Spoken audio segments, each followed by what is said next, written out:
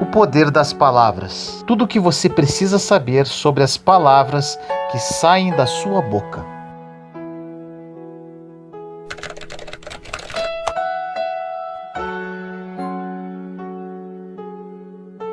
No livro de Provérbios, capítulo 18, versículo 21 diz: A língua tem poder sobre a vida e sobre a morte.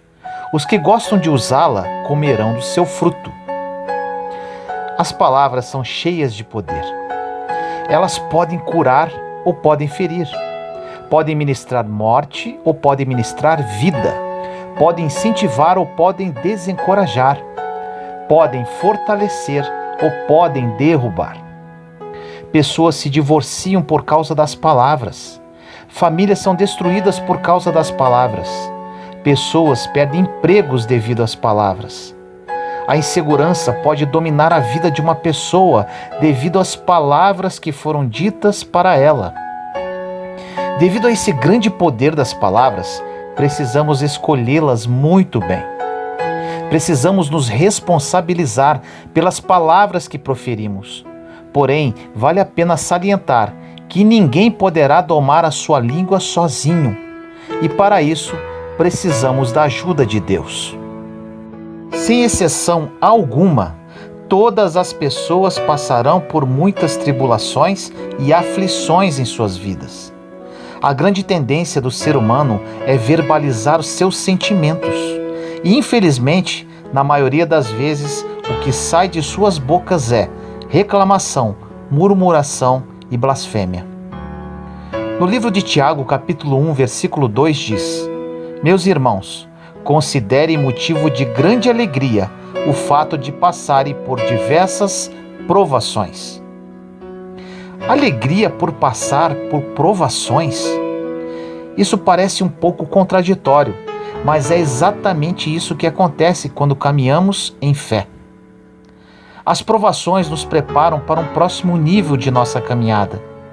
Quando você está passando por provas, nada mais é que um processo de amadurecimento para receber algo que Deus está preparando para a sua vida. Existe um tesouro na provação. Quando enfrentamos lutas, provações e problemas, uma das primeiras coisas que precisamos fazer é profetizar: Deus, ajude-me a encontrar um tesouro nesta provação. Sempre existirá algo bom nos períodos de provações, e se encontrarmos com a ajuda de Deus, será uma glória. Nesses momentos de prova, precisamos aprender a dar graças pelo que Deus já tem feito em nossa vida, em vez de ficar falando de nossos problemas. Usamos como exemplo Davi, quando ele foi enfrentar Golias. Davi não ficou falando do que ele via, ou seja, da grandeza do gigante ou da sua armadura poderosa. Ele falava sobre todas as grandes coisas que Deus já havia operado através da vida dele. Ele disse: Eu já matei um leão, um urso, então quem é esse Golias?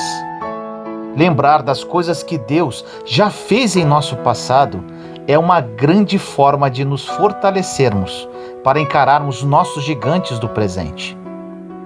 Você pode hoje estar enfrentando situações terríveis e o inimigo está tentando te convencer que não poderá suportar esse problema.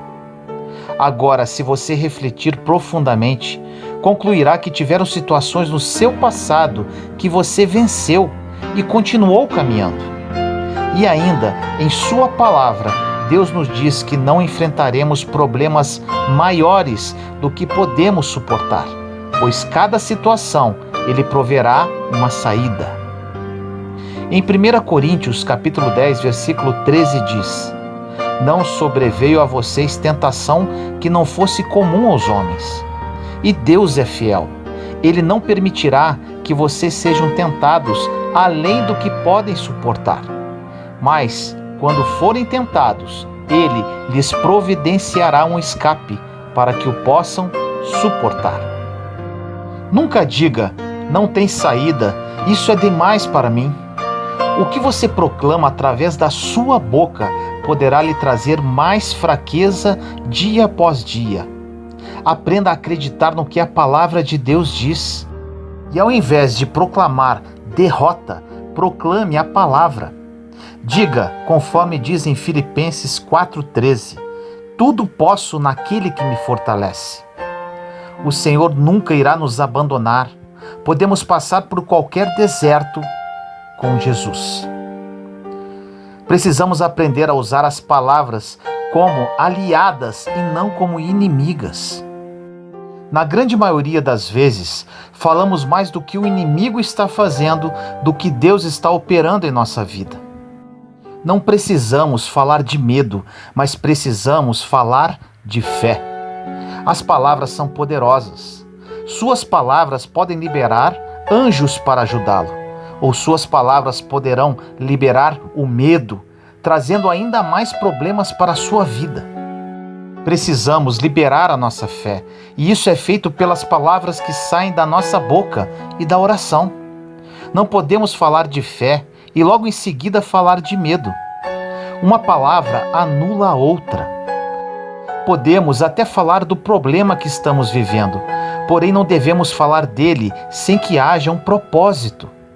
Se você precisa falar com alguém sobre algum problema que está vivendo, fale, mas te aconselho. Não é nada sadio para a sua vida ficar falando de seus problemas por 24 horas. O que você precisa se atentar é com relação à forma que está falando de seus problemas. Quando falar do seu problema com outra pessoa, logo após terminar de falar dele, profetize que não se curvará a ele e que Deus está no controle de tudo. Peça a Deus sabedoria com relação ao que deve dizer e ao que não deve dizer.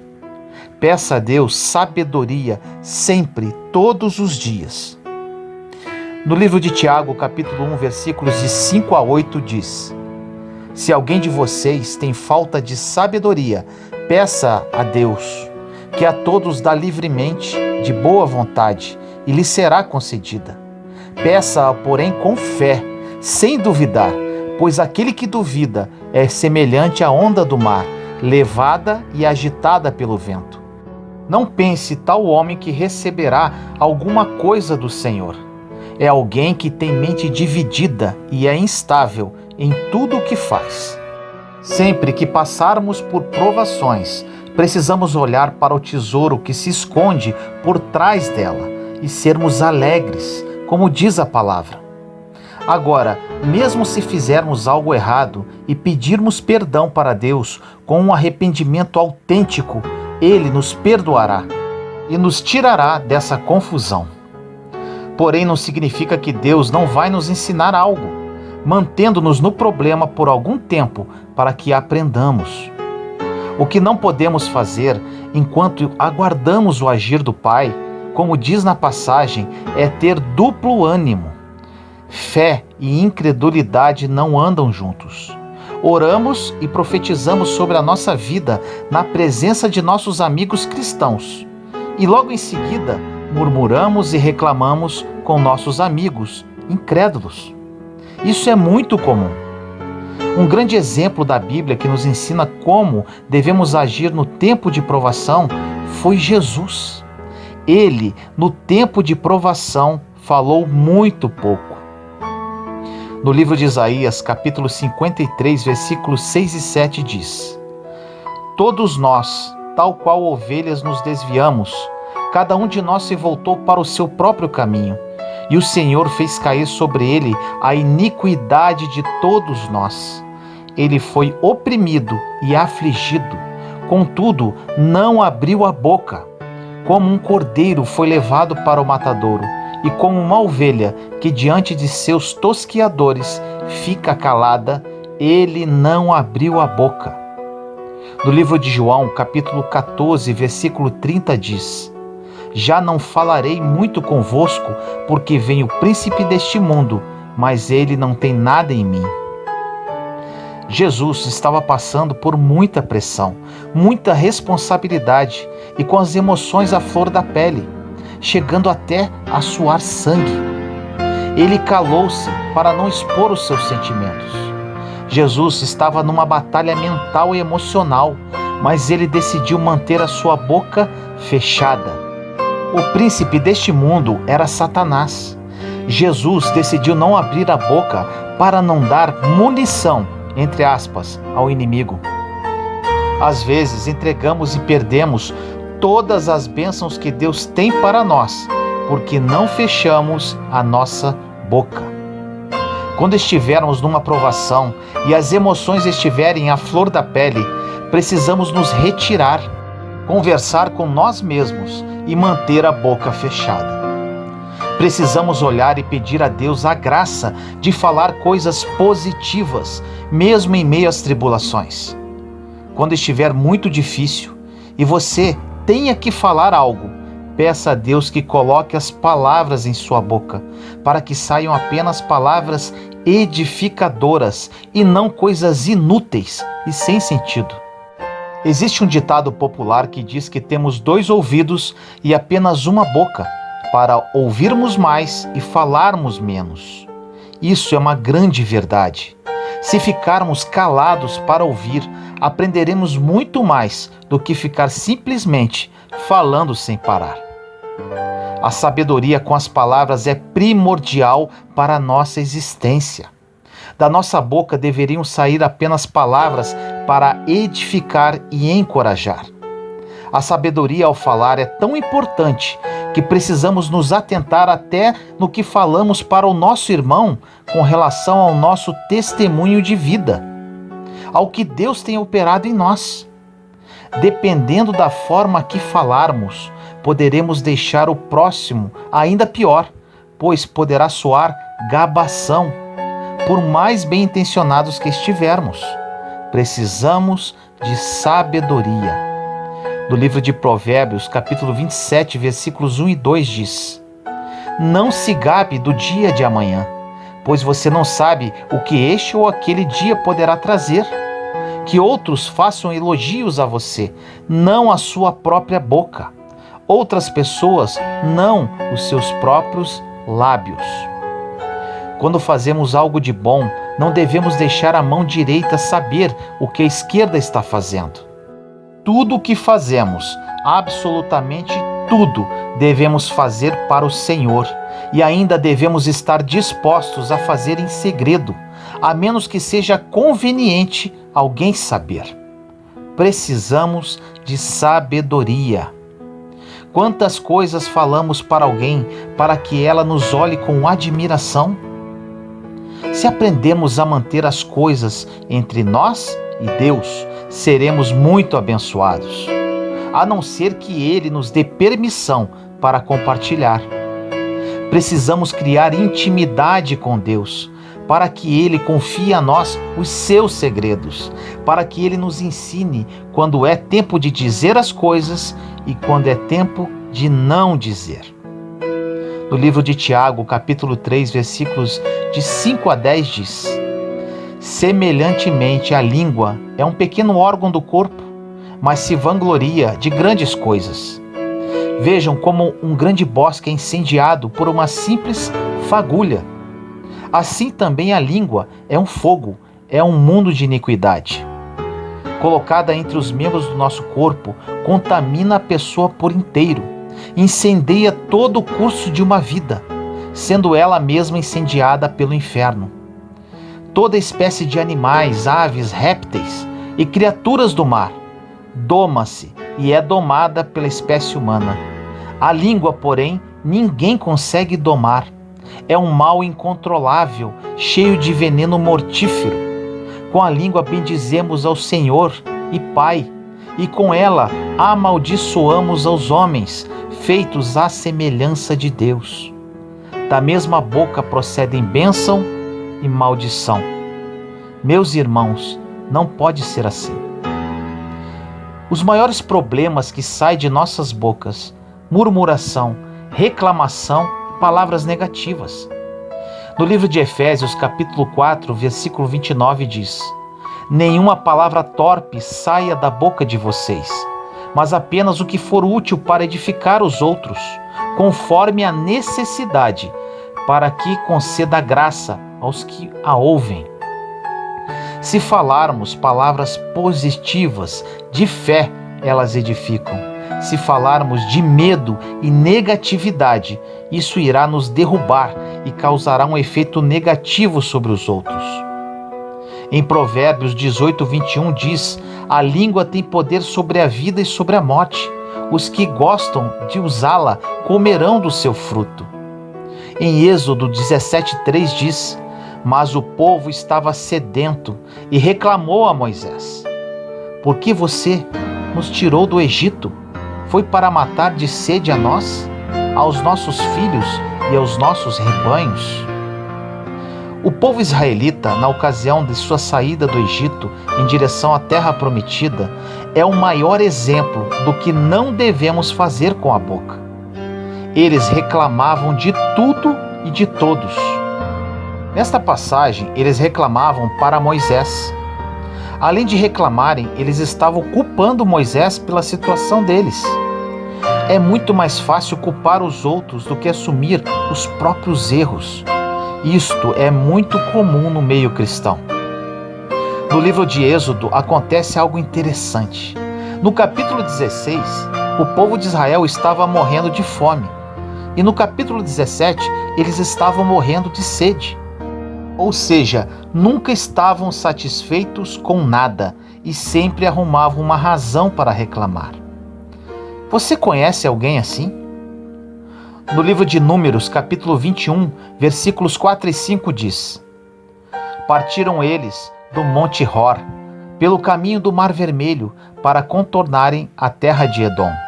Mas o povo ficou impaciente no caminho e falou contra Deus e contra Moisés, dizendo: por que vocês nos tiraram do Egito para morrermos no deserto? Não há pão, não há água, e nós detestamos esta comida miserável. Percebemos que o povo israelita não precisava de milagres, mas sim de maturidade espiritual. É isso que acontece com muitos de nós na caminhada da fé. Se Deus não der um milagre e não tivermos maturidade espiritual, quando tivermos outro problema, teremos que ter outro milagre, e assim por diante. Agora, se tivermos maturidade, seremos sempre os mesmos, não importando as circunstâncias. E este é o objetivo de Deus em nossas vidas, pois Ele não quer bebês, mas sim pessoas maduras na fé. Se tivermos um coração ranzinza, não há milagre que baste. Vamos acabar reclamando até do milagre que recebemos. No livro de Números, capítulo 21, versículo 6 diz: então o Senhor enviou serpentes venenosas que morderam o povo e muitos morreram. Esse é o resultado que o povo israelita recebeu.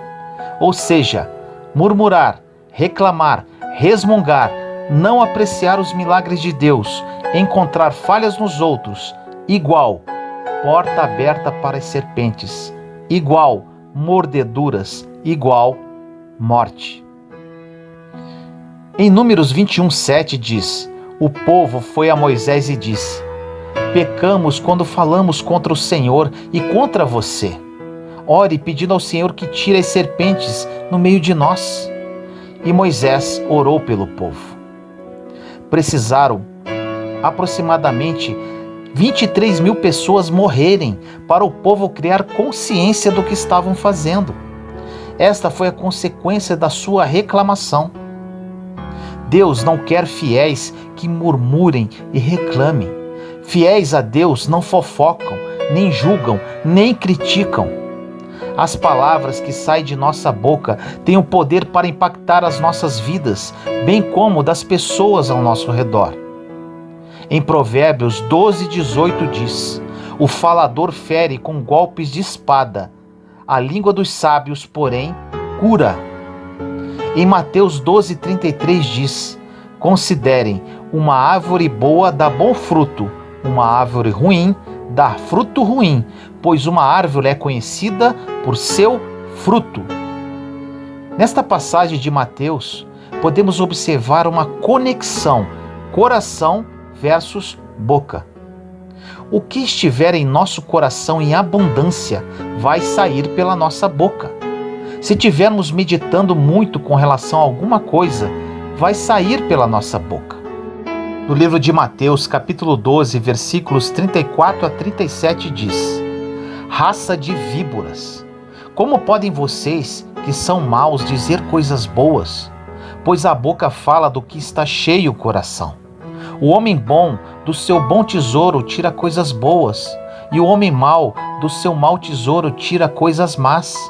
Mas eu lhes digo que, no dia do juízo, os homens haverão de dar conta de toda a palavra inútil que tiverem falado. Pois por suas palavras você será absolvido, e por suas palavras será condenado. É isso que acontece quando abrimos a nossa boca. Algo vai sair de lá, bom ou ruim, e dependendo do que seja, ficará difícil e complicado de consertar. Precisamos de sabedoria. Existem muitas conversações ociosas que servem apenas para preencher espaço. Dizemos muitas coisas estúpidas que não fazem bem a ninguém. E normalmente isso acontece quando estamos passando pelas provas, que servem, na verdade, para nosso amadurecimento. Agora, questões importantes para você nunca mais esquecer. Se puder, anote e cole num lugar bem visível na sua casa, como lembrete. Primeiro, pare de murmurar e reclamar. Segundo, sua boca existe por uma razão: glorificar a Deus e edificar os homens. 3. Pare de julgar, criticar e fofocar. Importante, cada pessoa faz o que bem entender e o que quiser da sua própria vida, e não devemos nos envolver com isso. Deus fala, não é da sua conta o que as pessoas estão fazendo. É diante de mim que elas vão cair e ficar no dia do julgamento. E você não deve se preocupar.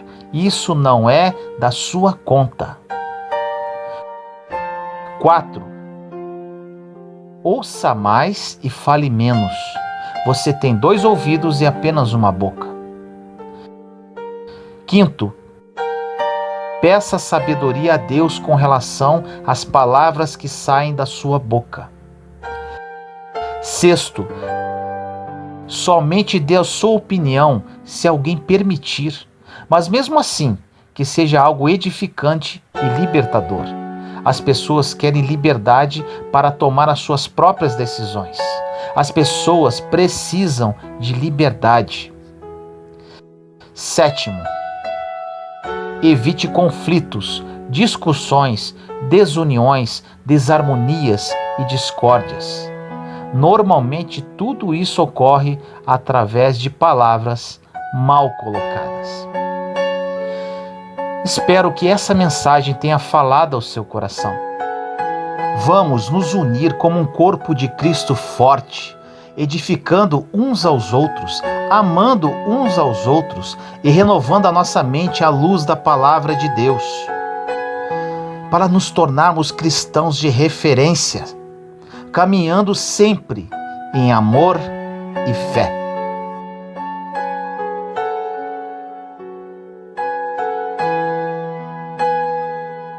Senhor amado e misericordioso, venho orar por todos os meus irmãos e irmãs em Cristo nesse dia.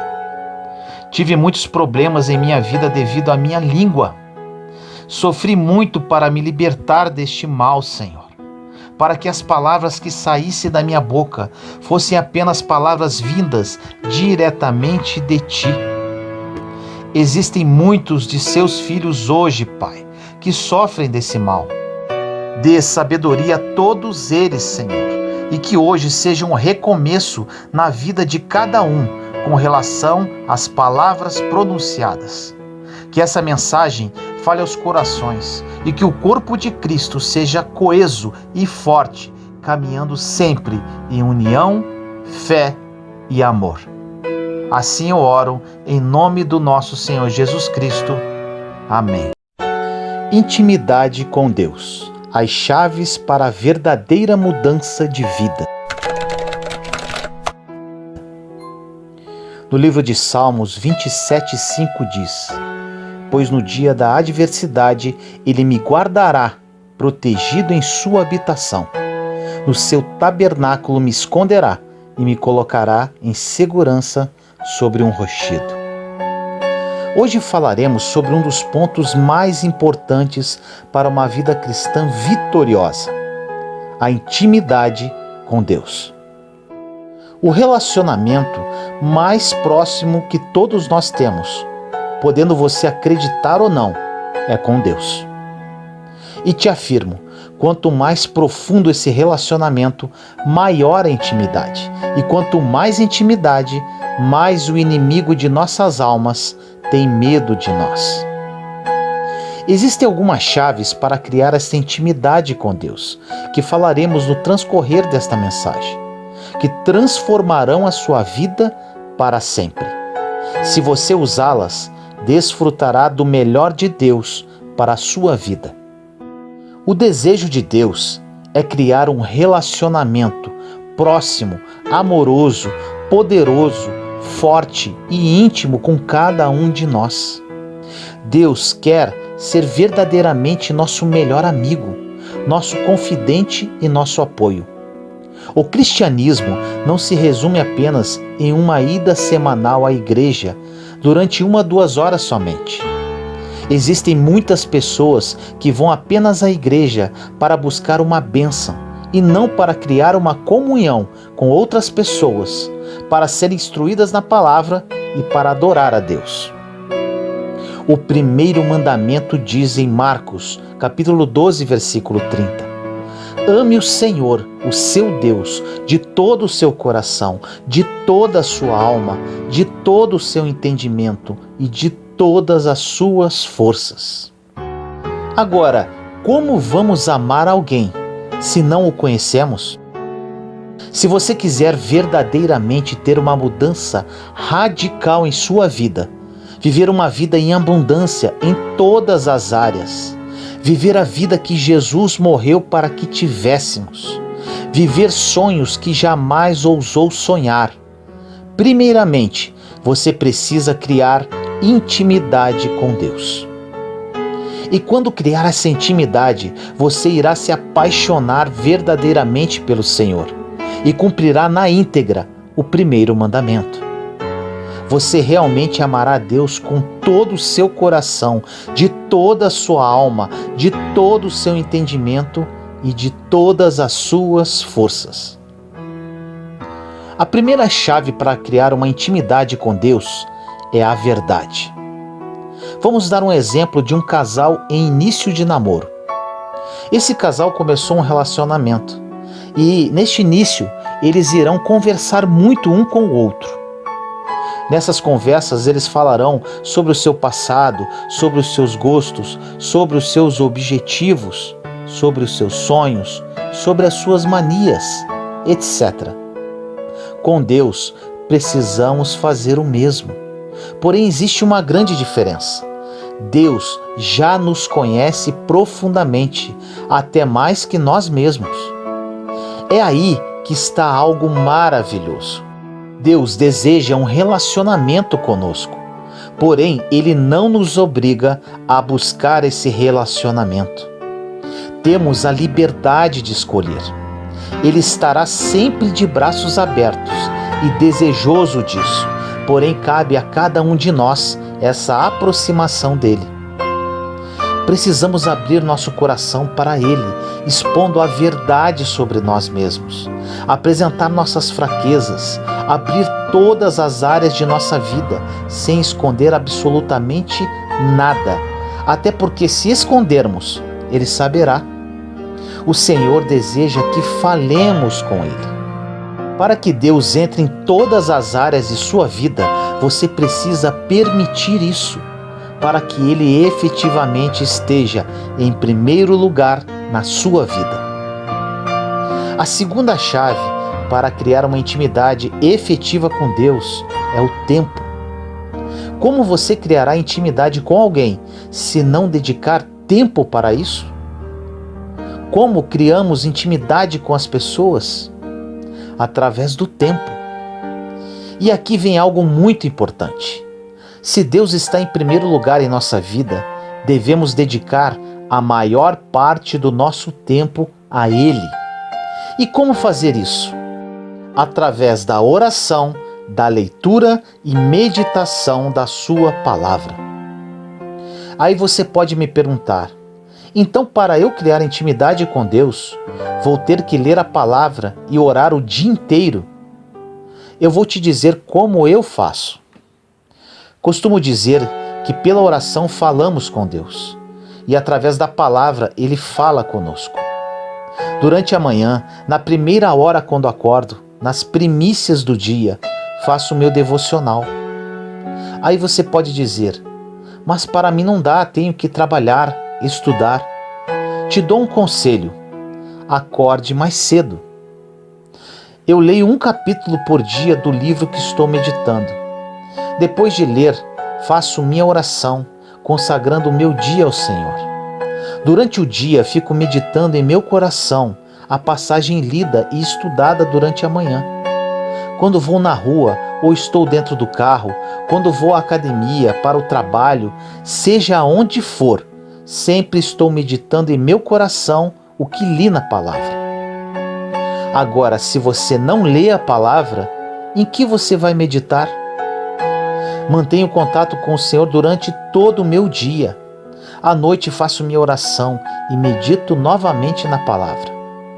Quanto mais buscar a Deus, mais sede da presença dele você terá. É incrível, quanto mais sede, mais insaciável você fica. Assim, dia após dia, de fé em fé, você estará trilhando pelo caminho perfeito que o Senhor tem para a sua vida. Para uma real mudança, Deus sempre deverá ocupar o primeiro lugar em sua vida. Não da boca para fora, mas no seu dia a dia, em tudo que você fizer. Se você dá mais atenção para o seu cônjuge do que para Deus, ele não está em primeiro lugar na sua vida.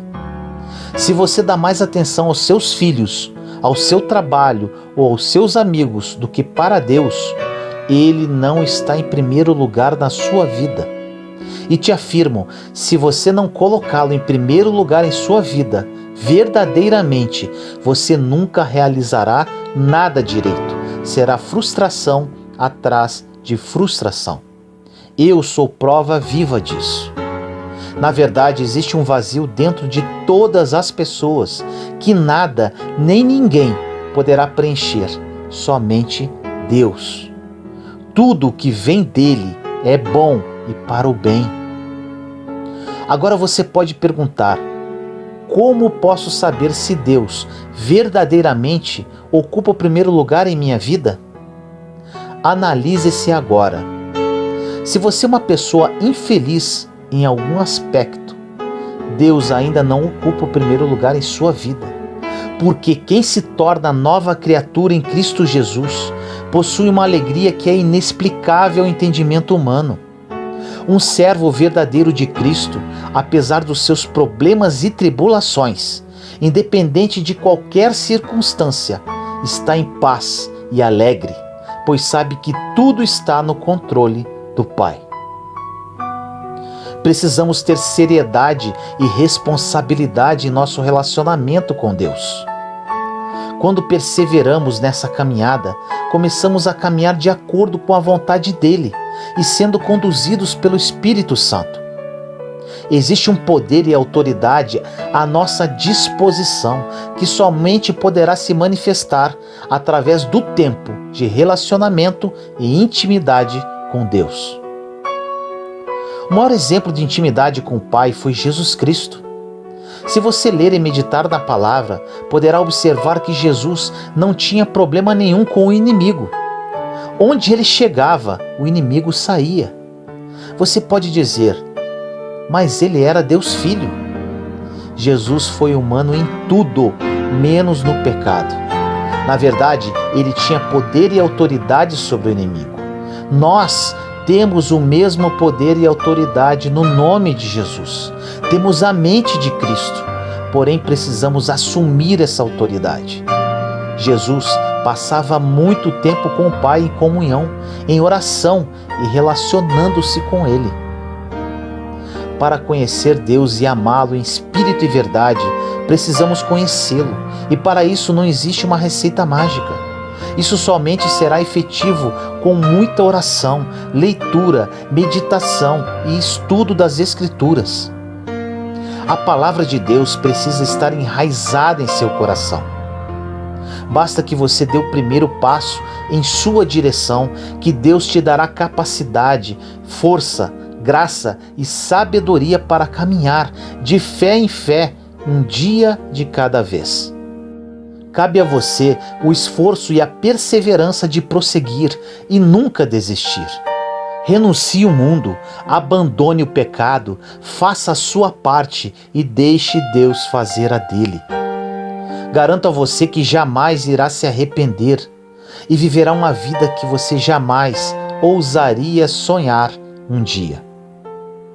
No livro de Efésios, capítulo 6, versículo 10 diz: Finalmente, fortaleçam-se no Senhor e no seu forte poder.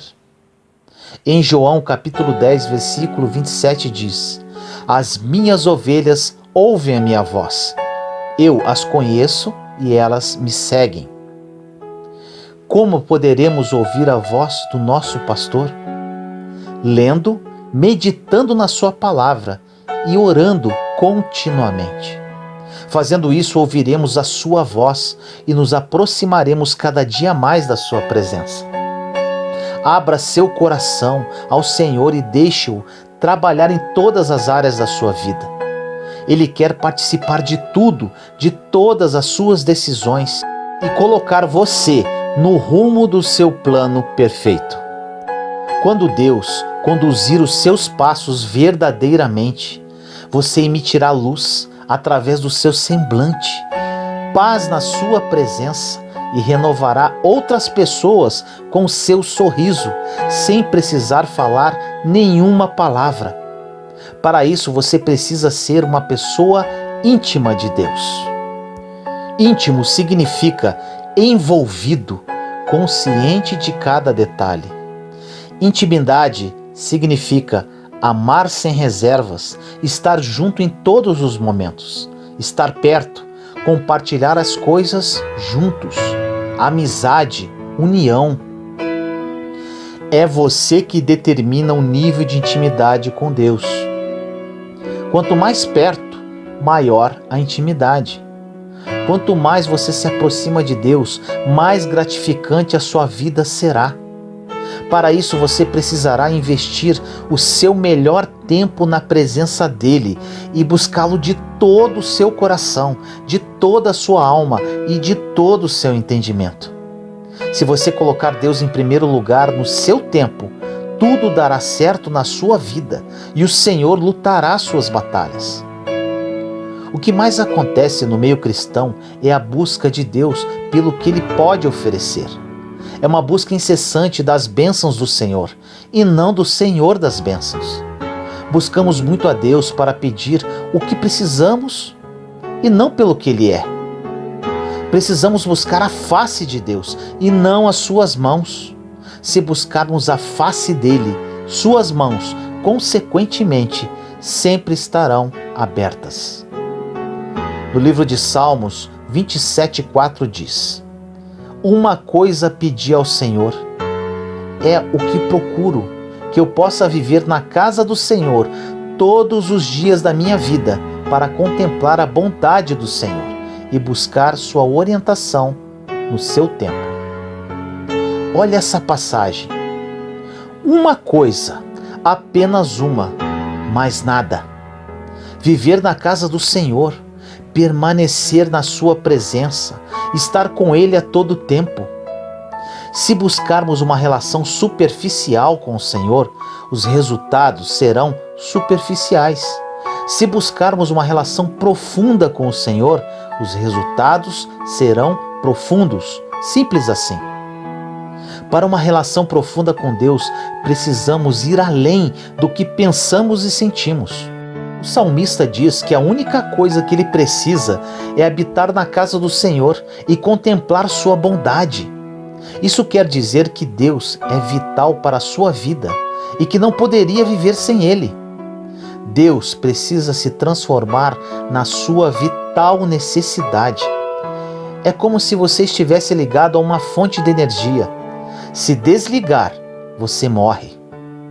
Estar na presença de Deus precisa se transformar no seu principal hábito, para que Ele verdadeiramente esteja em primeiro lugar na sua vida. No livro de Mateus 6,33 diz: busquem, pois, em primeiro lugar o reino de Deus e a sua justiça, e todas essas coisas lhes serão acrescentadas. Por muitas vezes, ao invés de buscarmos o reino em primeiro lugar, buscamos os benefícios do reino. E simplesmente é impossível obter os benefícios do reino se não temos o reino. Buscamos a Deus primeiramente e, consequentemente, as coisas nos procuram. É bem assim que acontece. No livro de Salmos 37,4 diz: deleite-se no Senhor e Ele atenderá os desejos do seu coração. No Salmo 91,1 diz: aquele que habita no esconderijo do Altíssimo descansa à sombra do Todo-Poderoso. Habitar é morar, residir, ficar, permanecer, estar presente.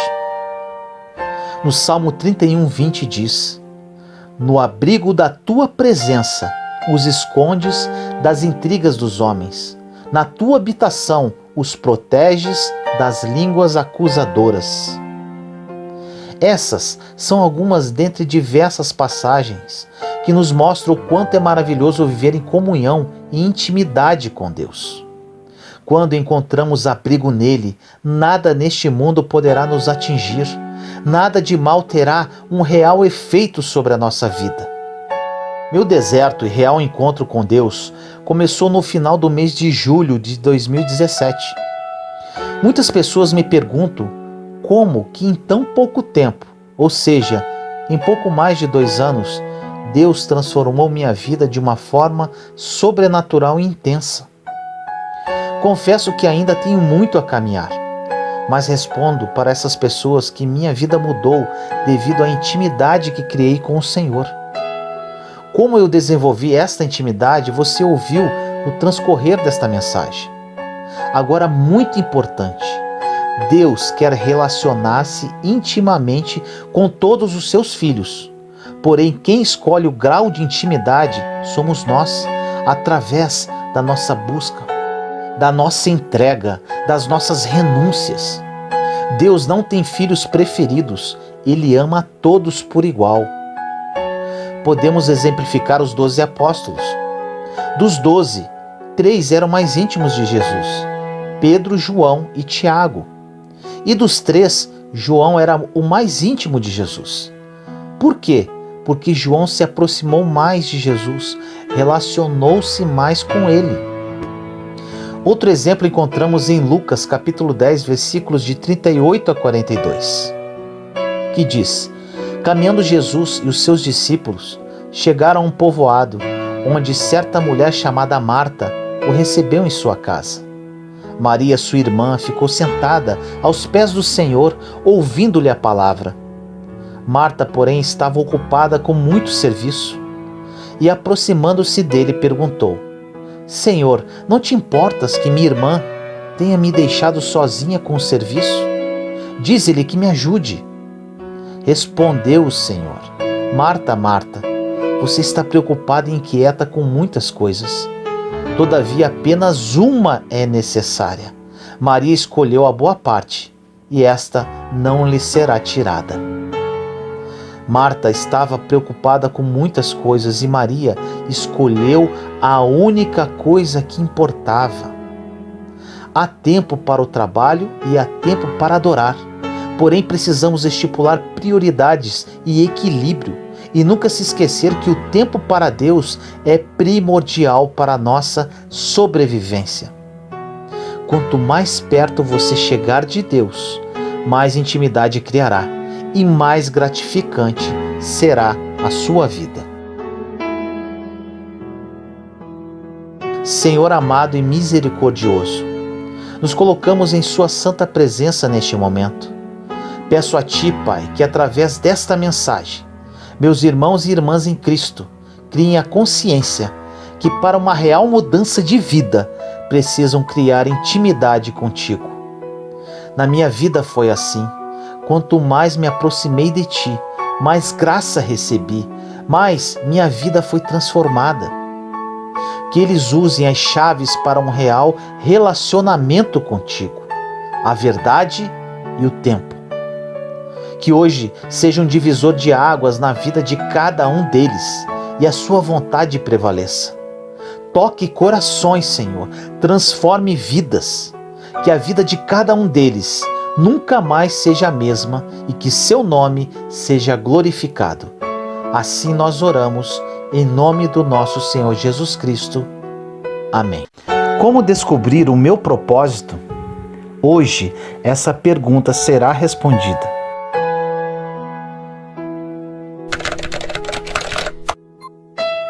No livro de João, capítulo 15, versículos de 1 a 2 diz: Eu sou a videira verdadeira e meu Pai é o agricultor.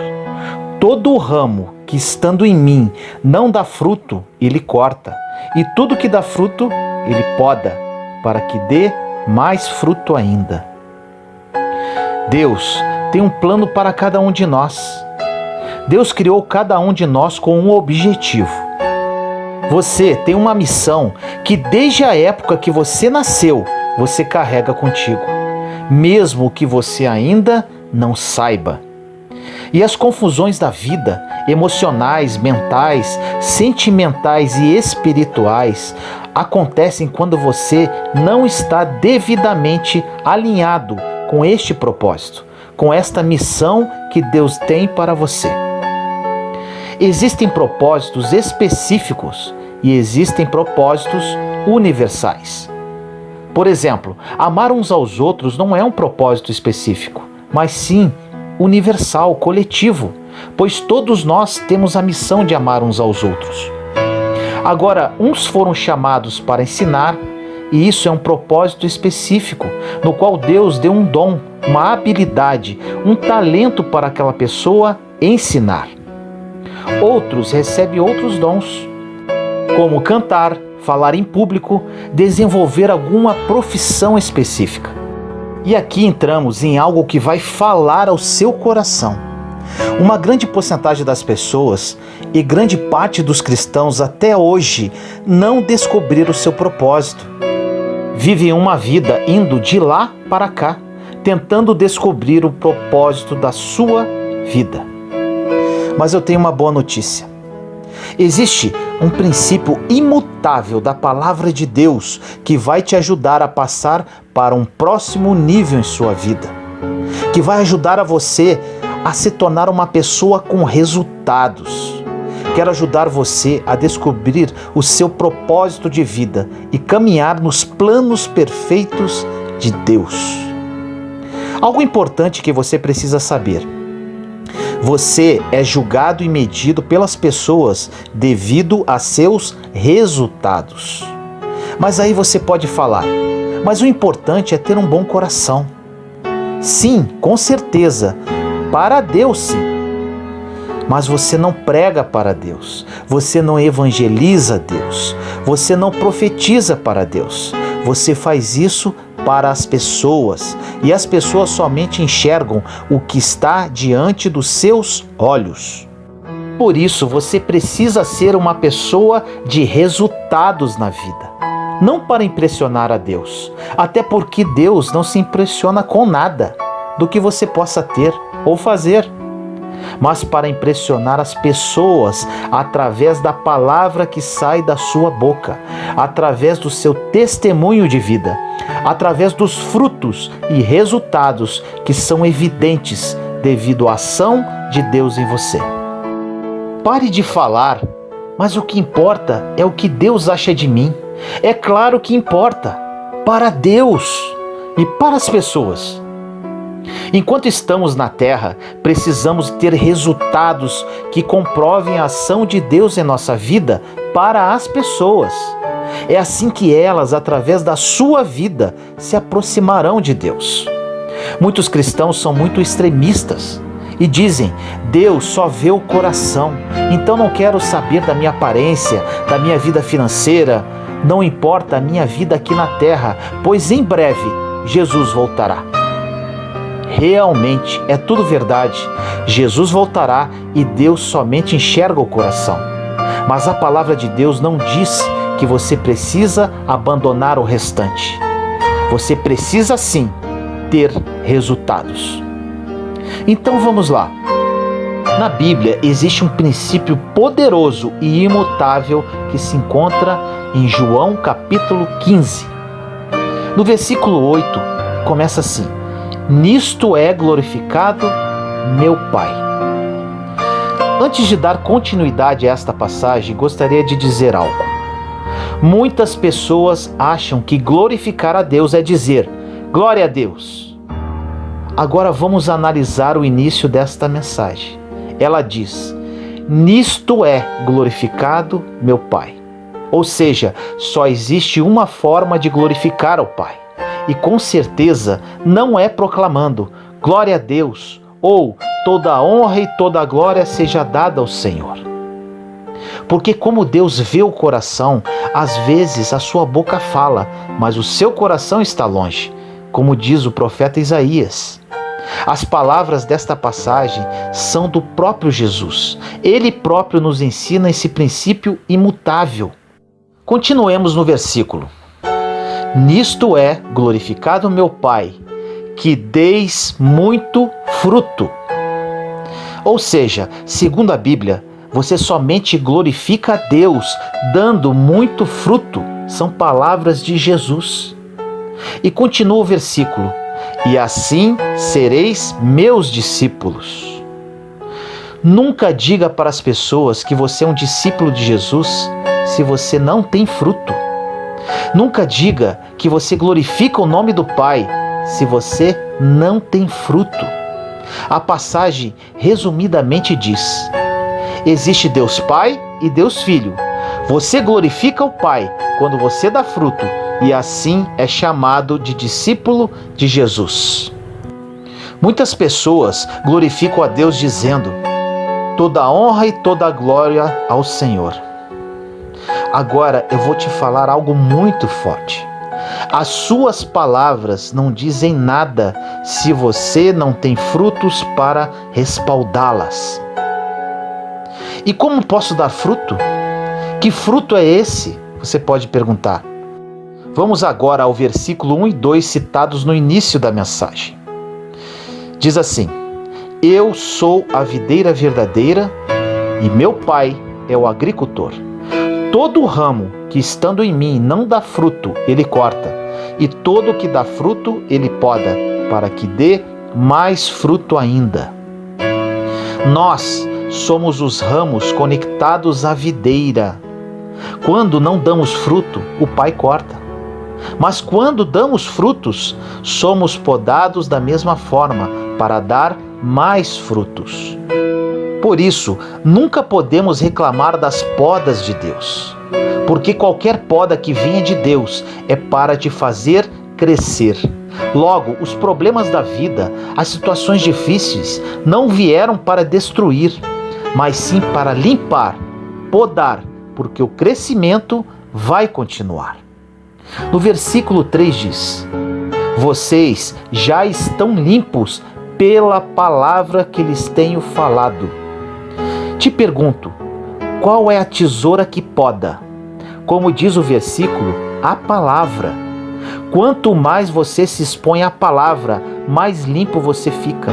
Quanto mais você se expõe à palavra, mais fé você tem, porque a fé vem pelo ouvir, e ouvir a palavra de Deus. Bem, está muito boa esta mensagem. Mas e daí? Você pode perguntar: qual o segredo da frutificação? O segredo da frutificação está apenas em uma palavra, e a partir de agora ela será repetida várias vezes nos versículos seguintes. No versículo 4 diz: permaneçam em mim e eu permanecerei em vocês. Nenhum ramo pode dar fruto por si mesmo, se não permanecer na videira. Vocês também não podem dar fruto se não permanecerem em mim. Os ramos que somos nós não podemos dar fruto se não permanecermos conectados à videira, em Jesus. Se desconectarmos da videira, morremos, pois é a videira que alimenta os ramos. Nos versículos 5 e 6 diz: Eu sou a videira, vocês são os ramos. Se alguém permanecer em mim e eu nele, esse dá muito fruto, pois sem mim vocês não podem fazer coisa alguma. Se alguém não permanecer em mim, será como o ramo que é jogado fora e seca. Tais ramos são apanhados, lançados ao fogo e queimados. Este versículo diz algo muito interessante. Em outras versões diz que os ramos são apanhados, lançados ao fogo e queimados pelos homens e não por Deus. Ou seja, se você não quiser estar conectado à videira, você cai e começa a secar, porque não está mais sendo alimentado. Quem te joga no fogo depois disso é o homem. O grande segredo para você glorificar ao Pai e ser discípulo de Cristo Jesus é frutificar. E para isso você precisa apenas estar conectado à videira, permanecer. Permanecer significa ficar, persistir, insistir, manter-se, continuar, não desistir. Quem alimenta o ramo é a videira, Jesus Cristo. E quem cuida da videira é o agricultor, Deus Pai. Em tudo isso você precisa fazer apenas uma coisa: permanecer. Independente das tuas lutas, dos teus problemas, se você foi traído, está sendo humilhado, está desempregado, está doente, está com problemas familiares graves. Eu não sei o que você está vivendo hoje na sua vida, mas por pior que seja a situação, eu te digo hoje, com toda a minha fé, apenas permaneça, fique, persista, mantenha-se, continue e nunca desista. Acredite. Agora olha esse versículo. Versículo 7 diz: Se vocês permanecerem em mim e as minhas palavras permanecerem em vocês, pedirão o que quiserem e lhes será concedido. Aqui existe algo incrível. Aí você pode perguntar: quer dizer então que eu posso pedir o que quiser? Sim, se você permanecer conectado a Jesus e as palavras dele permanecerem em você. Mas eu te garanto uma coisa: esse tudo que você pode pedir, se você estiver devidamente conectado à videira e permanecer na palavra, nunca serão coisas fúteis e para o seu deleite. Serão coisas apenas para glorificar o nome dele, para ajudar outras pessoas. Isso é maravilhoso. Quando a palavra está em você, você quer abençoar todo mundo, você quer salvar o mundo, você quer fazer o reino crescer, você quer abençoar a sua igreja. Você não quer nada para você. O nosso único trabalho para dar fruto é permanecer, porque nós já fomos enxertados na videira. Não fomos nós que escolhemos Jesus, mas foi Ele que nos escolheu. Não tivemos nem o trabalho de escolher, porque Deus já sabia o que era melhor para nós. Precisamos apenas permanecer, porque permanecendo, resistindo, continuando, não olhando para trás, não desanimando, você vai começar a frutificar. Frutificar não é um esforço que você faz, mas sim é natural de um ramo que está conectado à videira. Qualquer ramo que esteja conectado não precisa de uma habilidade especial, porque ele dará fruto. Agora, por que na Bíblia diz para não nos preocuparmos com o dia de amanhã? Porque ramo não se preocupa com o sol que está sobre a videira, é o agricultor que cuida. Quando você começa a se preocupar com as coisas da vida, você está tirando a função do agricultor. Quando está muito sol, o agricultor vai cuidar. Quando está muita chuva, ele vai proteger. Quando está seco, ele rega. Já tem alguém que já cuida de tudo para você. Você precisa apenas permanecer. Continua, espera, fica. Mas Vinícius, não aguento mais, estou pensando em desistir de tudo. A única coisa que o inimigo de nossa alma pode fazer contra os ramos é fazê-los acreditar que eles podem desistir. Agora eu te digo, você não pode desistir, pois você precisa dar fruto. Porque apenas glorificamos a Deus quando não desistimos. É quando você está desesperado, mas permaneceu. É quando você faliu, mas permaneceu. É quando você foi traído, mas permaneceu. É quando você recebeu um mau diagnóstico de saúde, mas permaneceu. Agora, olha que lindo isso. Qual é o fruto da videira? É a uva. O que a uva produz? Vinho.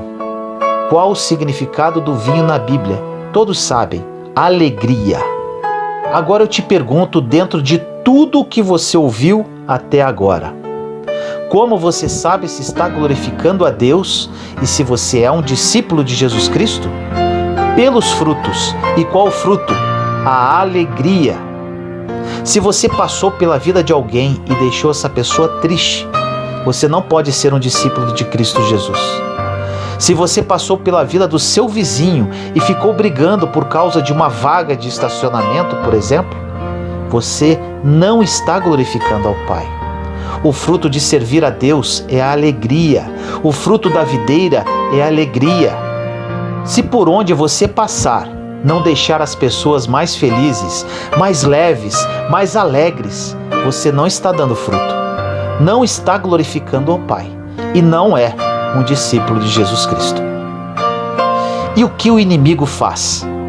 Ele tenta deixar a sua vida triste para que você não consiga expressar o fruto que é a alegria. Mas, ainda que você esteja passando por algo triste no dia de hoje, os frutos não podem ficar escondidos.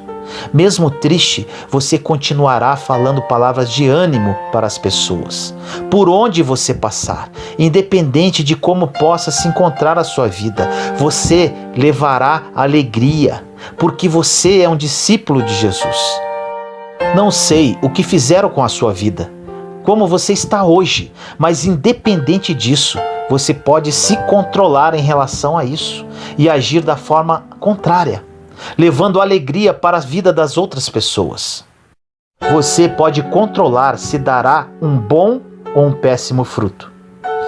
Deus te conduziu até esta mensagem para você descobrir qual o seu propósito específico e o propósito universal. Um dos propósitos universais já citamos: amar uns aos outros. O outro, dar frutos através da alegria. Todas as pessoas, sem exceção, que querem glorificar a Deus com a sua vida, precisam dar frutos. Creio que você esteja incluso nisso. Você deseja glorificar a Deus, ser reconhecido como discípulo de Jesus Cristo. E para isso, repito, você precisa dar frutos. E para dar frutos, você precisa apenas permanecer, porque o restante Deus já está fazendo por você. Ou você acha que pode superar essa situação terrível sozinho? Ou você acha que possui sabedoria suficiente para vencer essa crise financeira? Você acha que não tem o agricultor te podando, regando, adubando, cobrindo você nos dias de sol, protegendo das chuvas? Você acha que conseguirá sozinho? Porque na Bíblia diz: sem mim nada podereis fazer. Você hoje precisa tomar uma decisão. Ou você será lembrado como uma pessoa murmuradora, que reclama de tudo, que perturba a vida dos outros, que onde chega as pessoas saem, pois o ambiente fica pesado e tenso. Ou será lembrado como uma pessoa que ao chegar, as pessoas olham e falam entre si: A alegria chegou. Enfim, chegou alguém que glorifica o Pai, que é discípulo de Jesus Cristo. Mas Vinícius, e o meu propósito específico? Se você ainda não sabe qual é o seu propósito de vida, apenas permaneça conectado à videira. Se você está devidamente conectado a Jesus, já estará dando os frutos universais, ou seja, amando o próximo, levando alegria por onde passa, entre outros. Te afirmo, é apenas uma questão de tempo para o Senhor revelar ao seu coração qual o seu propósito de vida. Vai por mim e creia na palavra, apenas permaneça. Se você está alegre apenas quando tudo está correndo bem em sua vida, qual a diferença que você tem para os publicanos ou pecadores? A Bíblia diz que se você ama apenas quem ama você, que recompensa você terá? Se você cumprimenta apenas quem cumprimenta você, que recompensa tereis?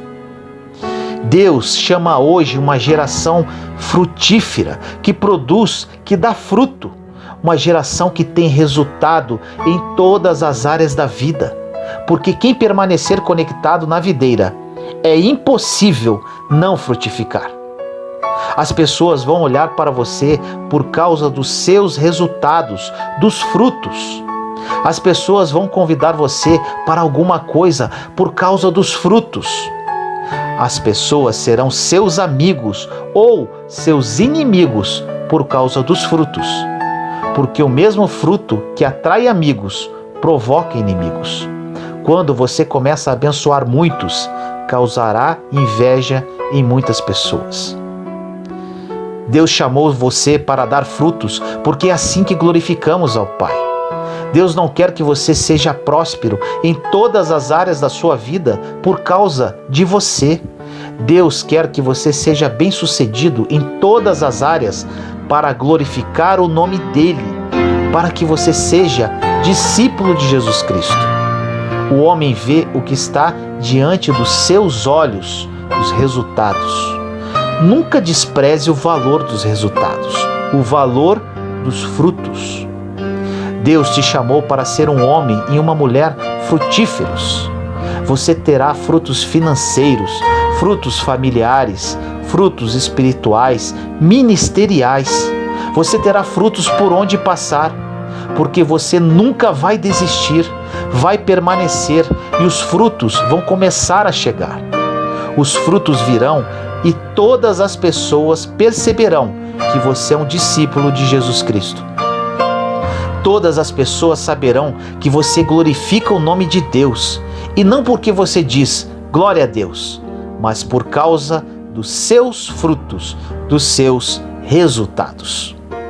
Ninguém mais passará pela sua vida a partir de hoje sem sentir alegria, sem sentir paz. Não existe dia triste para quem frutificou na alegria. Existem dias pesados, dias que nos destroem. Existem dias que pensamos em desistir. E é exatamente o que o inimigo deseja: a nossa desconexão da videira, para que os homens nos pisem e joguem-nos no fogo. A tristeza é uma opção. Você não pode escolher o que vem contra você. Você não pode escolher perder alguém. Você não pode escolher ser mandado embora do seu emprego. Você não escolhe o dia difícil, o dia mau. Ele simplesmente vem e é obrigatório, chega para todos. Mas você pode escolher como irá reagir nos dias difíceis.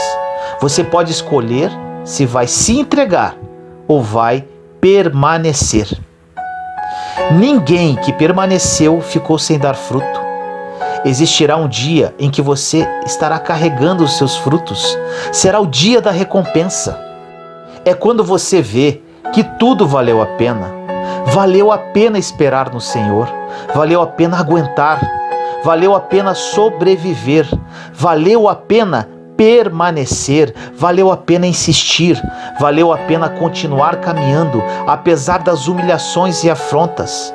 Valeu a pena, mesmo quando você achava que não aguentava mais, mas suportou. Você acha que Deus, depois de ter sido fiel com tantas pessoas durante milênios, não será fiel com você? Deus nunca falhou em toda a história da humanidade.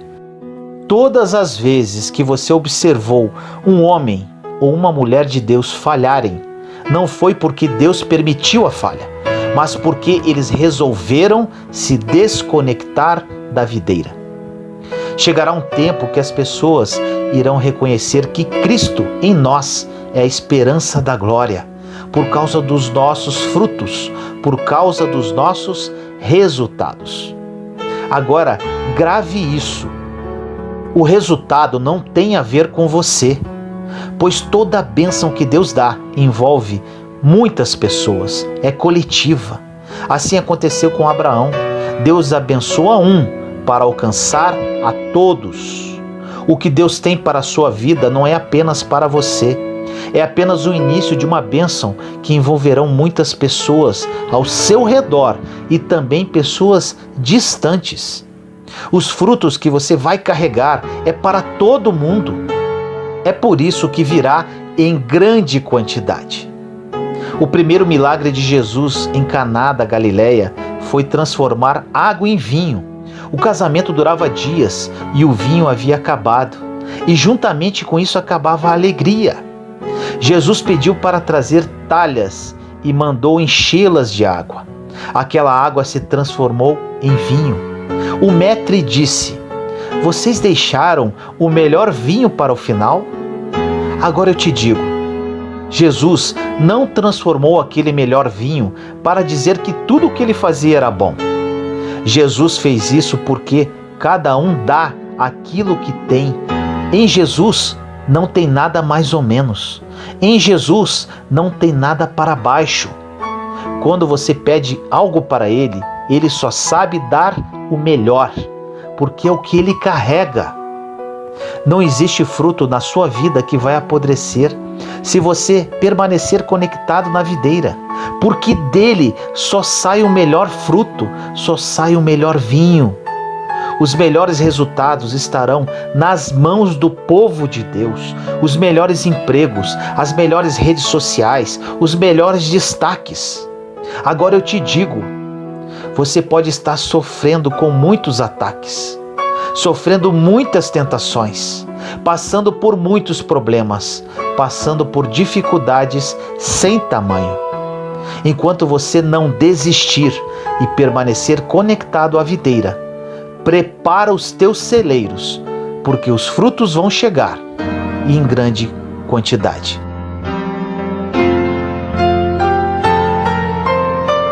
Senhor amado e misericordioso, venho a Ti neste momento orar por todas as pessoas que estão ouvindo esta mensagem. Pai, muitos deles perguntam a Ti constantemente qual o propósito que o Senhor tem para a vida de cada um. Durante muito tempo fiz essa pergunta para Ti. Entendi que para saber o meu propósito precisava apenas permanecer conectado a Jesus, a videira verdadeira. Que hoje, Senhor, todas essas pessoas entendam isso. Que essa palavra entre como uma espada de 2 gumes no mais profundo do coração delas. E que a partir de hoje elas apenas permaneçam e desenvolvam o fruto da alegria. Que no tempo oportuno que a Ti pertence, elas saibam qual o verdadeiro propósito específico para as suas vidas. Assim eu oro, em nome do nosso Senhor Jesus Cristo. Amém. Descansar em Deus.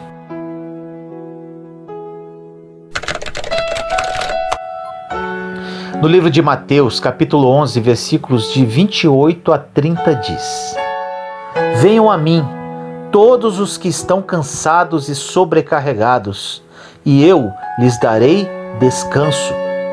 Tomem sobre vocês o meu jugo e aprendam de mim, pois sou manso e humilde de coração, e vocês encontrarão descanso para suas almas, pois o meu jugo é suave e o meu fardo é leve.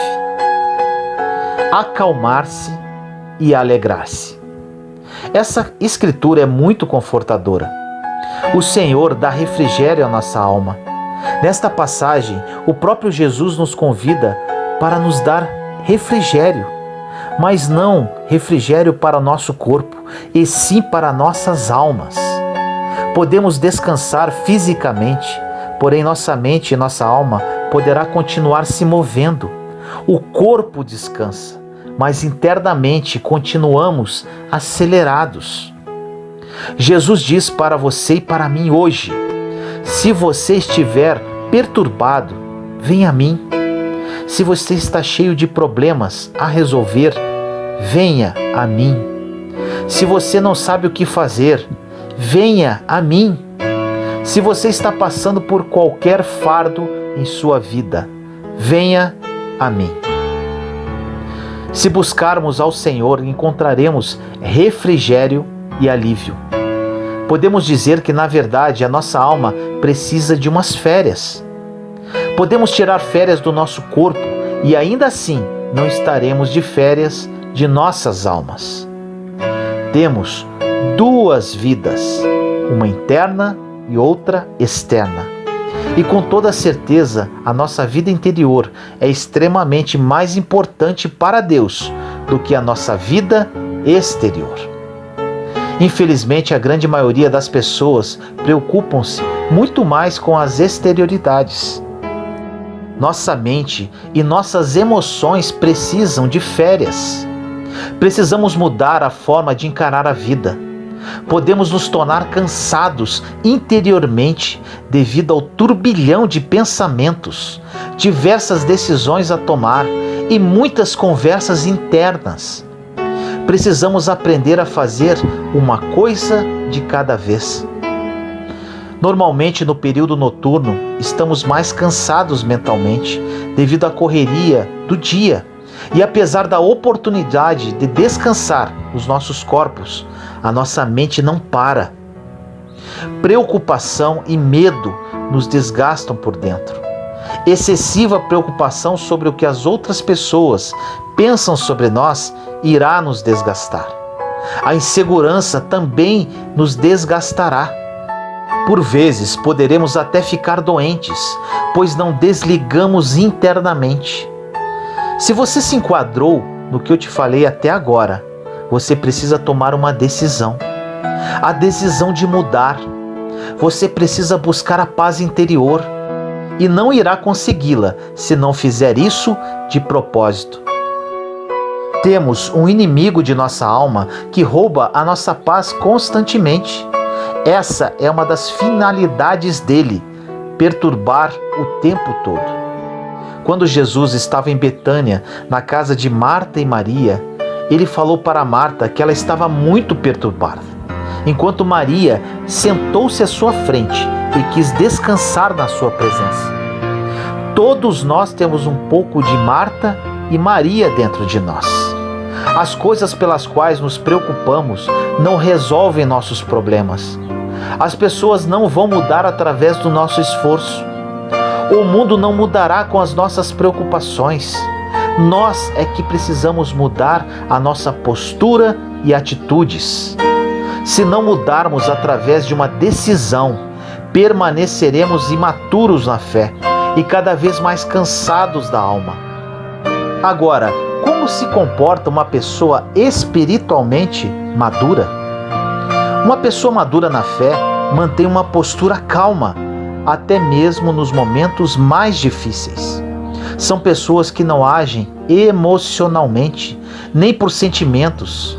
Agem, na verdade, pela fé. A palavra emoção quer dizer levantar-se e sair. Temos que parar de agir emocionalmente. Precisamos parar de seguir os instintos de uma forma descontrolada. Como seres humanos, possuímos diversas emoções, temos sentimentos. O que precisamos fazer é controlar esses impulsos emocionais, e isso somente conseguiremos com a ajuda do Espírito Santo.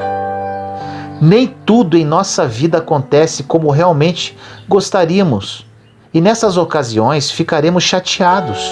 Isso é normal de acontecer com qualquer pessoa, até mesmo com aquelas de muita fé. O que não podemos é embarcar nesse sentimento de chateação. Infelizmente, a maioria das pessoas ficam facilmente chateadas. Às vezes começa com um pequeno desapontamento, que quanto mais falamos a respeito, mais ficamos incomodados, virando uma chateação com algo muito pequeno que não faria a menor diferença em nossa vida. No Salmo 94, versículos 12 e 13 diz: Como é feliz o homem a quem disciplinas, Senhor, aquele a quem ensinas a tua lei. Tranquilo enfrentará os dias maus, enquanto que para os ímpios uma cova se abrirá. Quando somos ensinados pelo Senhor, Ele nos disciplina para que tenhamos paz quando algo ruim acontece. Deus nos dá o poder para mantermos a calma em época de aflição. Quando somos devidamente disciplinados pelo Senhor, as circunstâncias imprevistas não incomodarão, pois saberemos lidar com qualquer situação, por pior que possa parecer.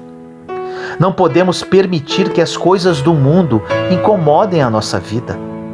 Se não mantivermos a calma, manteremos nossas mentes e almas perturbadas e com isso não teremos ouvidos para ouvir a Deus.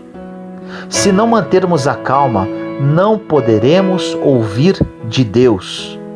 Se não mantermos a calma, não poderemos operar com sabedoria. Quando estamos perturbados, tomamos decisões tolas que comprometerão ainda mais a nossa vida, ocasionando mais problemas. Quando estamos vivendo em um período de chateação, esse será o pior momento para tomar qualquer tipo de decisão. Grave isso. Nunca tome uma decisão quando estiver chateado, pois essa decisão será tomada no calor das emoções. E como sempre falo, vivemos pela fé e não pelas emoções e sentimentos. Se vivermos pelas emoções, será derrota atrás de derrota. Vivi assim por muito tempo. Jesus é nosso grande exemplo. Ele não se conformou com o mundo e andou no Espírito. Quando estava cansado, ele se afastava das multidões e retirava-se para um lugar para descansar, orar e ficar sozinho. Jesus tirava um tempo para ele. E por que não devemos fazer isso também? Por muitas vezes, mesmo precisando se retirar, deixamos as necessidades das pessoas nos controlar e nos manipular. Deixamos pessoas controlarem as nossas vidas. Precisamos parar de ficar preocupados com a opinião dos outros a nosso respeito.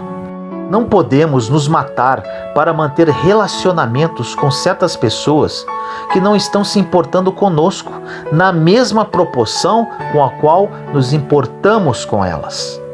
Isso não quer dizer para nos afastarmos dessas pessoas, mas sim orar por elas e deixar de alguma forma Deus trabalhar na vida de cada uma. Deixamos a preocupação tomar conta da nossa vida e na maioria das vezes preocupações que não farão diferença nenhuma em nossa caminhada. Olhe para os seus problemas e preocupações e diga: eu vou sobreviver. No livro de Colossenses, capítulo 1, versículo 11 diz: sendo fortalecidos com todo o poder, de acordo com a força da sua glória, para que tenham toda a perseverança e paciência com alegria. Paulo diz a todos nós nesta passagem que ele orava para que suportássemos qualquer aflição ou tribulação e ainda ficarmos alegres, felizes. Ele não orou para que os problemas desaparecessem e muito menos para que os problemas não aparecessem. Jesus disse: neste mundo tereis aflições. Nosso Salvador afirmou que teríamos problemas em nossa vida, porém a forma de encará-los ficou por nossa conta. Podemos escolher a chateação ou descansar e esperar o agir de Deus. Em Colossenses 3,12 diz: Portanto, como povo escolhido de Deus, santo e amado, revistam-se de profunda compaixão, bondade, humildade, mansidão e paciência. Nesta passagem observamos como o povo de Deus deve portar-se. Você considera-se um escolhido de Deus? Então mude a sua postura, mude o seu rumo. Tenha uma postura interior de um filho escolhido de Deus. Precisamos parar de viver uma vida miserável, cheio de pena de nós mesmos, culpando a tudo e a todos pelos nossos problemas. Precisamos parar de se envolver com os problemas de outras pessoas. Ficamos tão focados em tentar resolver problemas alheios, e isso pode prejudicar o nosso relacionamento com Deus. Precisamos parar de tentar consertar o que não nos compete consertar. Envolver-nos em problemas alheios irá trazer chateações em nossa vida. Deus nos dá diariamente, gratuitamente, uma dose de graça. Ele não nos dará a graça que pertence a outra pessoa. Viver o hoje com respeito ao amanhã roubará o nosso hoje. Desacelere, tenha bom ânimo, faça uma coisa de cada vez, descanse e desfrute da vida que Jesus morreu por você. No livro de João, capítulo 14, versículo 27 diz: Deixo-lhes a minha paz lhes dou, não a dou como o mundo a dá. Não se perturbem os seus corações, nem tenham medo. Quando ler a Bíblia, preste atenção nos verbos. Nesta passagem fica claro que a paz de Jesus já é nossa. Ele já nos deu, porém cabe a nós buscá-la. Essa paz não cai do céu como pozinho mágico. Precisamos buscá-la, persegui-la. Para viver essa paz em nossa vida, precisamos mudar os nossos objetivos. Chega de aborrecimento, de raiva, de preocupação, de chateação. Lembre-se desta frase para sempre. Não são as circunstâncias que nos chateiam, mas nós que nos chateamos pelas circunstâncias. Repito, não são as circunstâncias que nos chateiam, mas nós que nos chateamos pelas circunstâncias. Descanse em Deus e siga em frente. Senhor amado, entro em sua santa presença neste momento, Pai. Estamos aqui, seus filhos e filhas em oração, buscando a sua face. Muitos de nós, Senhor, estamos cansados da mente e da alma. Por mais que tentemos descansar fisicamente, nossa voz interior não para. Chega, Pai, não queremos viver assim, pois sabemos que precisamos entregar as nossas preocupações no seu altar. Descansar e viver a vida que Jesus morreu por cada um de nós. Perdoe-nos, Pai, pela nossa ingratidão. Jesus derramou o seu precioso sangue no madeiro e estamos aqui atordoados, reclamando e cheios de ansiedade. Ajude-nos, Senhor, pela ação do seu Espírito Santo, a acalmar nossos corações aflitos e oprimidos. Somente a sua misericórdia e graça que poderá nos sustentar. Hoje, Pai, estamos dispostos a mudar a nossa atitude e comportar-nos como verdadeiros cristãos. Assim nós oramos em nome do nosso Senhor Jesus Cristo. Amém. Para que as promessas se cumpram, cumpra os princípios.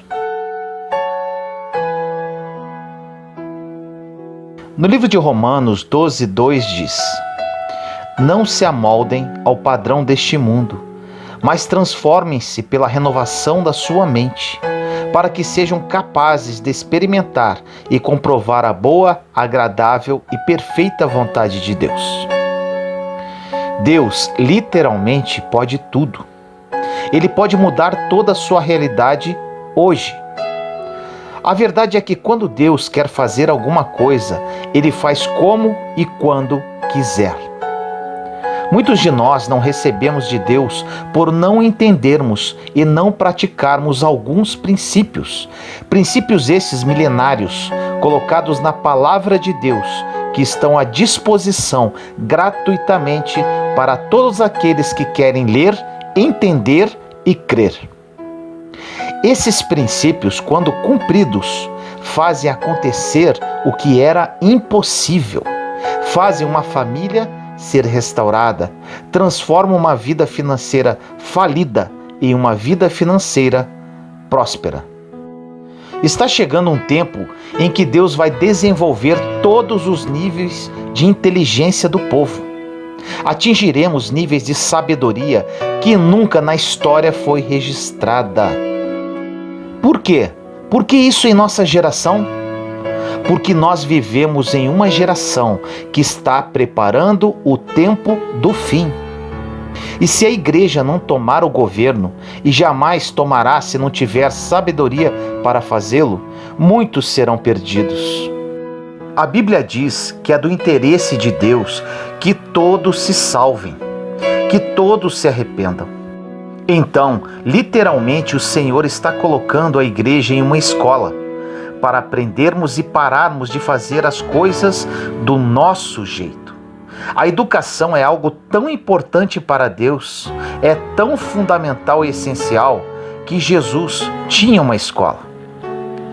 Você pode observar que o ministério de Jesus, digo e afirmo sem duvidar, era um só: ensinar.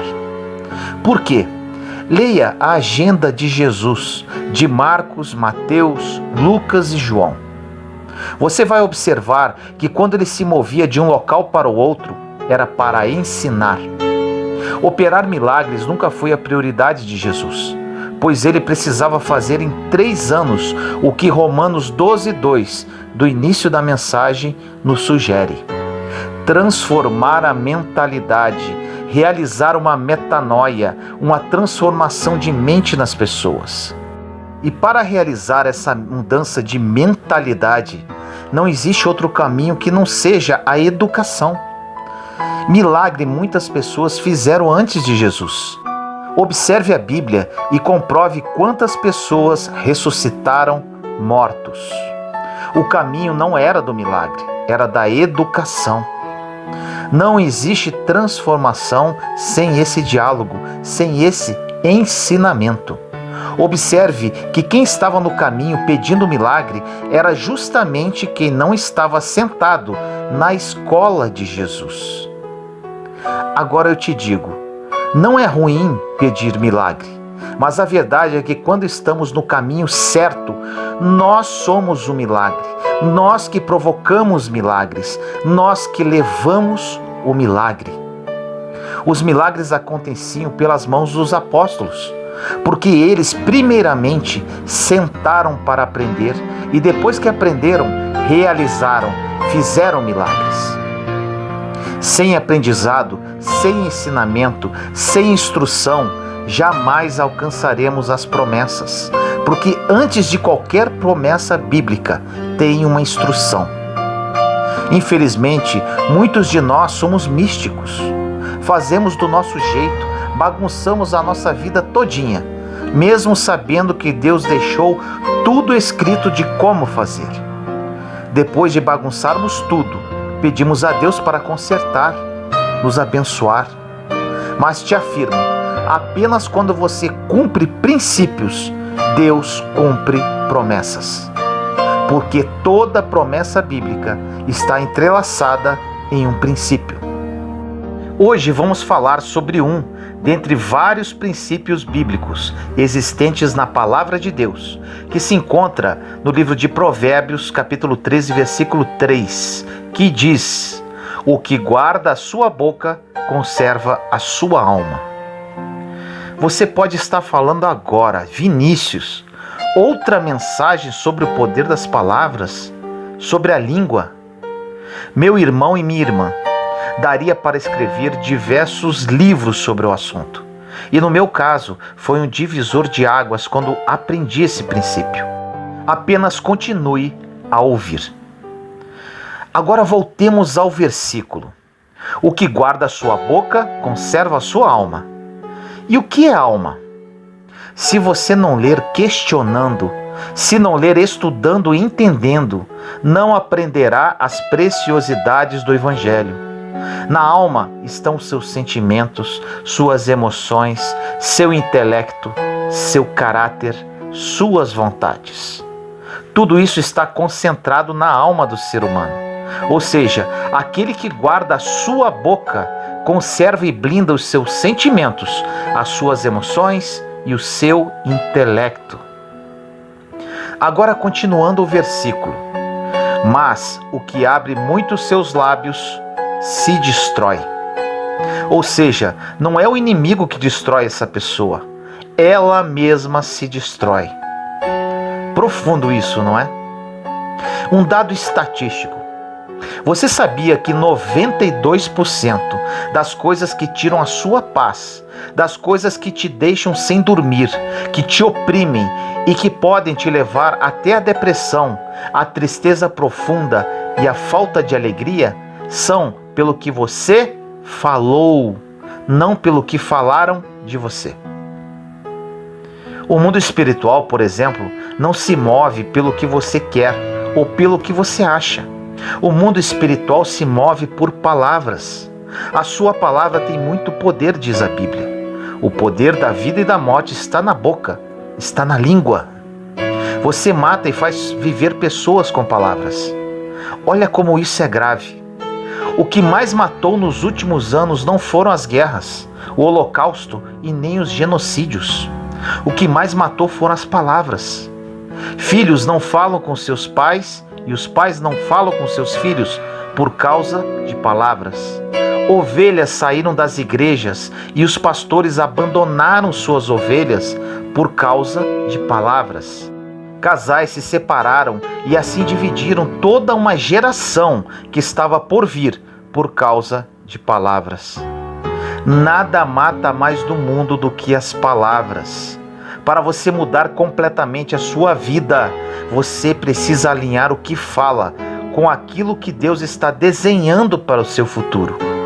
Não é o que você quer, nem aquilo que você acha, é aquilo que você declara.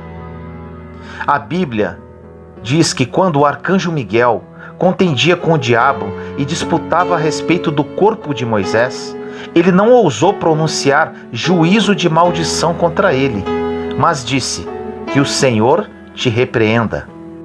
O mesmo Satanás que humilhamos, o arcanjo Miguel não ousou jogar uma palavra de maldição contra ele, contra Satanás, o príncipe das trevas, o destruidor das almas. Você pode questionar, mas por que ele não fez isso? A resposta se encontra em Tiago, capítulo 3, versículo 2, que diz assim: porque todos tropeçamos em muitas coisas.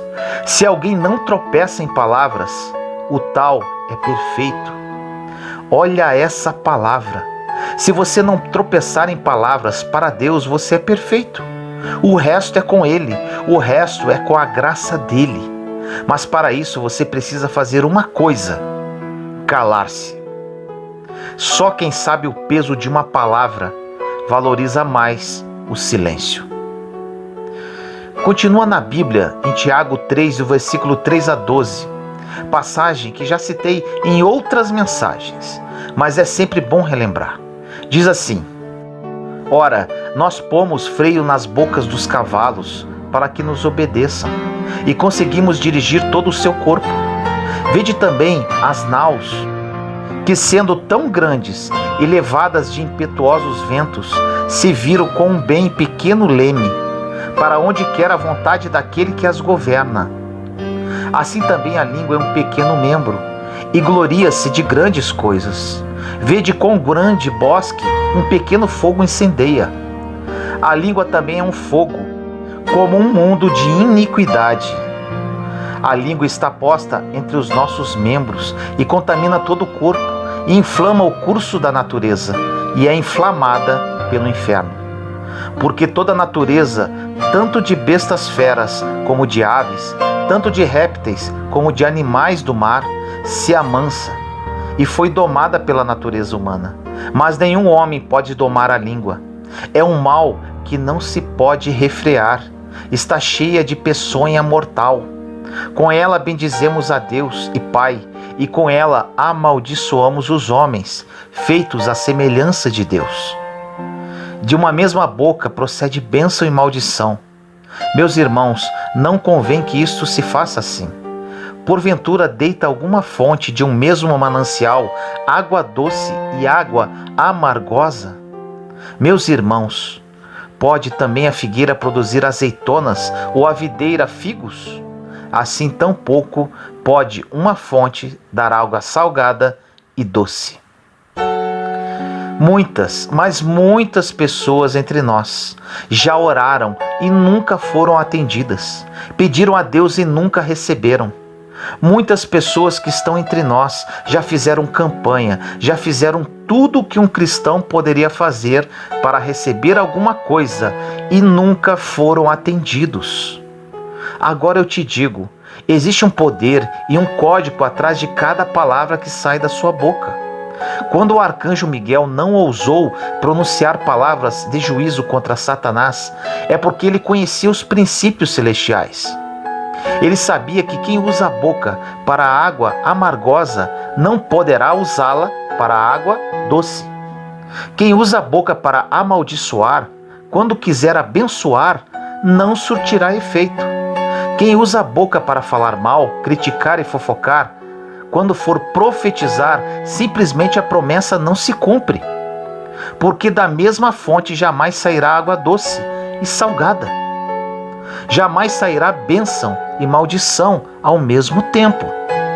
Precisamos escolher hoje que tipo de fonte que será a nossa boca, porque a nossa vida poderá ser programada pelo que declaramos.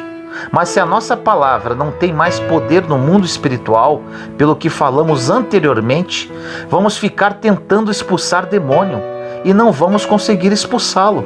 Vamos profetizar e não vai se cumprir. Vamos abençoar e ninguém será abençoado.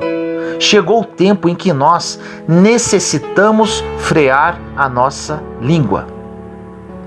A sabedoria habita em 4 lugares biblicamente: os conselhos, Tiago 1,5, a prudência, Provérbios 8,12, na eternidade, Jó 28,12, e no silêncio.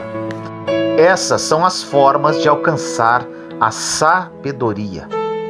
Chegou um tempo que, como corpo de Cristo, seremos tão educados biblicamente que o nosso coração nunca mais pedirá nada a nosso favor. Sempre será a favor de alguém.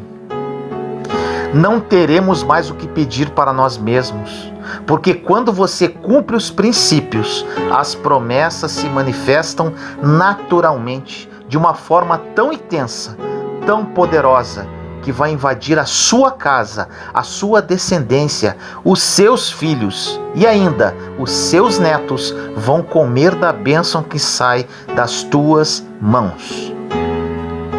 Os pais impõem crenças limitantes, pensamentos negativos, maldições aos seus filhos quando falam grosseiramente, falando que eles não servem para nada. Se eu chamar você de feio agora, você vai rir de mim. Mas se uma alta hierarquia emocional, como pai, mãe, professor, tio, avô, chamar você de feio quando você tem 5 anos, você vai crescer cheio de complexos. Isso porque uma criança é uma esponja emocional. Ela não absorve com filtro como nós, adultos. Tudo que você fala contra seus filhos terá um efeito no futuro. Muitas pessoas, quando o filho é um adolescente, falam assim: meu Deus, aonde foi que eu errei? Onde foi que você errou? Ai, se Deus colocasse uma televisão e mostrasse tudo que você errou. Quando você está debaixo de uma confusão mental, você metralha com palavras e depois se arrepende. Mas infelizmente já falou. O inferno não está preocupado com o seu arrependimento. Só Deus está. O inferno já pegou a palavra que você falou e vai usá-la contra você. Como passamos 1 minuto de nossa vida falando mal dos outros? Ou vai dizer que você nunca fez isso? Deus deu uma boca para abençoar uma geração, uma boca para profetizar sobre a vida dos seus filhos, sobre o seu bairro, sobre sua cidade, sobre o Brasil. E para que estamos usando a nossa boca? Para as coisas que não estão na Bíblia, para as coisas que a Bíblia condena.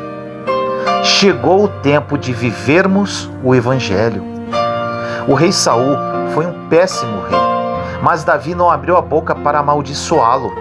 E a promessa de Deus veio quando, aos 30 anos, ele recebeu a coroa e começou a reinar sem precisar abrir a boca contra Saul. Você não precisa falar de ninguém. Aquele que guarda a sua boca é perfeito, conforme diz em Tiago 3. Porque o silêncio é que vai fazer você cumprir o princípio que libera a promessa. No livro de Lucas, capítulo 4, versículo 36 diz: E veio espanto sobre todos, e falavam uns com os outros, dizendo: Que palavra é esta, que até aos espíritos imundos manda com autoridade e poder, e eles saem? E a sua fama divulgava-se por todos os lugares, em redor daquela comarca. Quando Jesus falava, ninguém dizia: Gente, que pregação bonita, olha como ele se veste bem. As pessoas falavam: Que palavra é essa? As pessoas vão te julgar pelas palavras que você fala. As pessoas vão saber quem é você pelo tipo de palavras que saem da sua boca.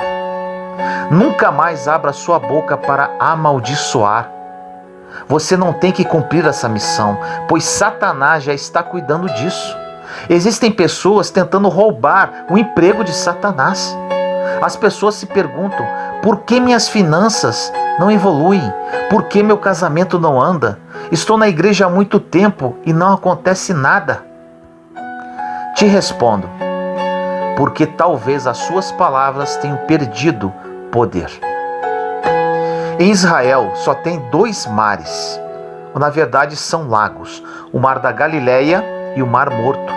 O Mar Morto recebeu esse nome porque não tem vida nenhuma. É impossível ter vida marítima nesse mar, por causa da alta taxa de salinidade. A concentração de sal é muito forte. Depois de alguns quilômetros, você chega ao Mar da Galileia.